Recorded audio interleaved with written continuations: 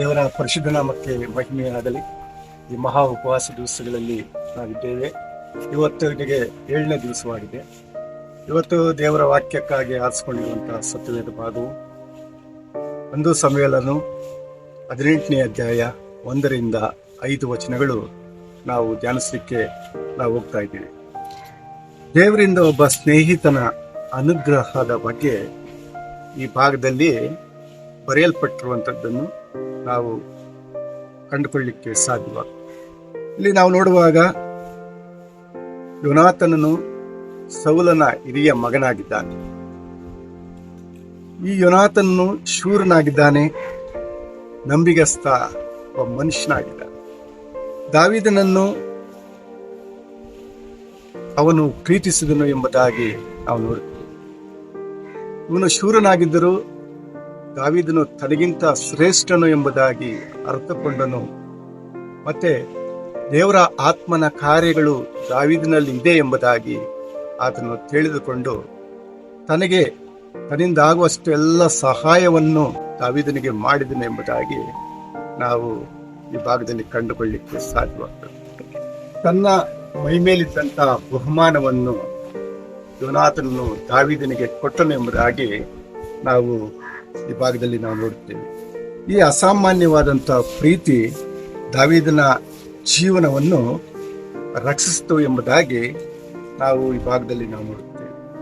ತನ್ನಿಂದ ಆಗುವಂತಹ ಎಲ್ಲ ಸಹಾಯಗಳನ್ನು ಕಾರ್ಯಗಳನ್ನು ದಾವೀದನಿಗಾಗಿ ಮಾಡಿದನು ಎಂಬುದಾಗಿ ನೋಡುತ್ತೇವೆ.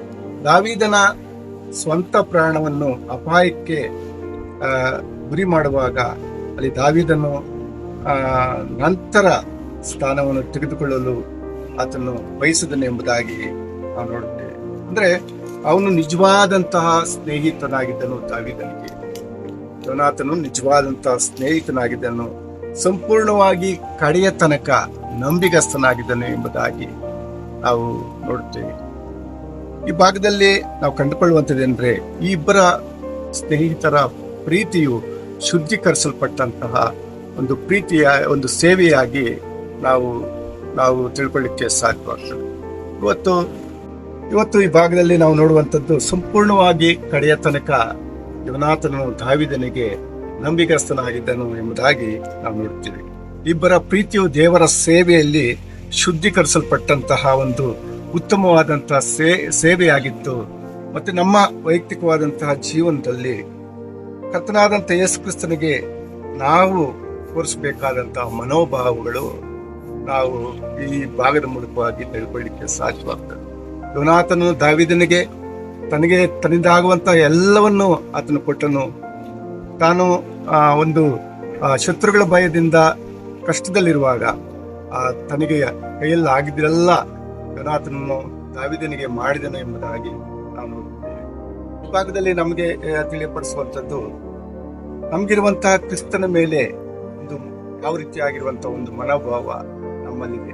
ನಮಗಿರುವಂತಹ ತಲಾಂತಗಳು, ನಮ್ಮ ಕುಟುಂಬ, ನಮ್ಮ ಜೀವನ ದೇವರ ಸನ್ನಿಧಾನದಲ್ಲಿ ನಾವು ಸಂಪೂರ್ಣವಾಗಿ ಸಮರ್ಪಿಸಬೇಕೆಂಬುದಾಗಿ ಇಲ್ಲಿ ನಾವು ನೋಡಲಿಕ್ಕೆ ಸಾಧ್ಯವಾಗ್ತದೆ. ಇವತ್ತು ಈ ಲೋಕದಲ್ಲಿ ನಾವಿದ್ದೇವೆ, ಈ ಸಮಾಜದಲ್ಲಿ ಸಭೆಯಲ್ಲಿ ನಾವು ಇದ್ದೇವೆ. ಅಂದ್ರೆ ಇವತ್ತು ನಮ್ಮ ಮನೋಭಾವನೆ ಯಾವ ರೀತಿಯಾಗಿದೆ, ನಮ್ಮ ಮನೋಭಾವನೆ ಇತರರ ಬಗ್ಗೆ ಯಾವ ರೀತಿಯಾಗಿದೆ, ದೇವರು ಬಯಸುವಂತಹ ಒಂದು ಜೀವನ, ದೇವರಿಗಾಗಿ ನಮ್ಮನ್ನೇ ನಾವು ಕೊಡಬೇಕು. ನಮ್ಮ ಸೇವೆ, ನಮ್ಮ ಕುಟುಂಬ, ನಮ್ಮ ಮಕ್ಕಳು, ನಮಗಿರುವಂತಹ ಎಲ್ಲವನ್ನು ಸಹ ದೇವರಿಗೆ ನಾವು ಸಮರ್ಪಿಸುವಾಗ ಆತನು ಸಂತೋಷ ಪಡುವಂತಹ ದೇವರಾಗಿದ್ದಾನೆ. ನಮ್ಮನ್ನು ನಡೆಸುವಂತಹ ದೇವರಾಗಿದ್ದಾನೆ, ನಮ್ಮನ್ನು ಕಾಪಾಡುವಂತಹ ದೇವರಾಗಿದ್ದಾನೆ. ಯೋನಾತನ ಜೀವನದಲ್ಲಿ ಈ ಭಾಗದಲ್ಲಿ ನಾವು ಕಂಡುಕೊಳ್ಳಿಕ್ಕಾಗ್ತದೆ. ಆತನು ಶೂರನಾಗಿದ್ದರು, ಆತನ ಬಲವುಳ್ಳವನಾಗಿದ್ದರು, ಆತನಿಗೆ ಎಲ್ಲ ಸಾಮರ್ಥ್ಯಗಳಿದ್ದರೂ ಸಹ ಎಲ್ಲವೂ ಇದ್ರೂ ದಾವೀದನಿಗಿಂತ ನಾನು ಶ್ರೇಷ್ಠನಲ್ಲ, ದಾವೀದನೇ ಶ್ರೇಷ್ಠನು ಎಂಬುದಾಗಿ ಆತನು ತಿಳಿದುಕೊಂಡು ಆತನು ಎಲ್ಲವನ್ನು ಕೊಟ್ಟನು. ಹಾಗೆ ನಾವು ದೇವರ ಸನ್ನಿಧಾನದಲ್ಲಿ ನಮಗಿರುವಂಥದ್ದು ಎಲ್ಲವನ್ನು ನಾವು ಕೊಡಬೇಕು.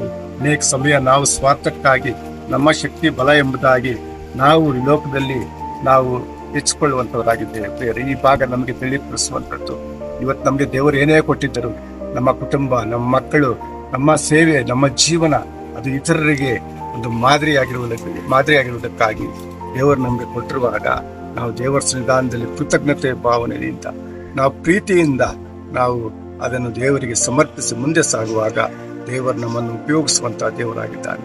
ದೇವರು ನಮ್ಮ ಜೊತೆಯಲ್ಲಿರುವಂತಹ ದೇವರಾಗಿದ್ದಾನೆ. ಇತರರ ಮಧ್ಯದಲ್ಲಿ ಎತ್ತಿ ಉಪಯೋಗಿಸುವಂತಹ ದೇವರಾಗಿದ್ದಾನೆ. ಅದನ್ನು ದೇವರ ಸನ್ನಿಧಾನದಲ್ಲಿ ನಮ್ಮನ್ನೇ ನಾವು ಒಪ್ಪಿಸಿಕೊಡೋಣ.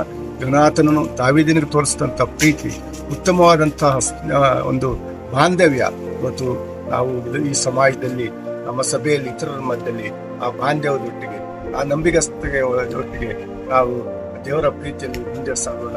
ದೇವರು ಈ ವಾಕ್ಯದ ಮೂಲಕವಾಗಿ ನಮ್ಮೆಲ್ಲರನ್ನು ದೇವರು ಆಶೀರ್ವಾದ ಮಾಡಲಿ.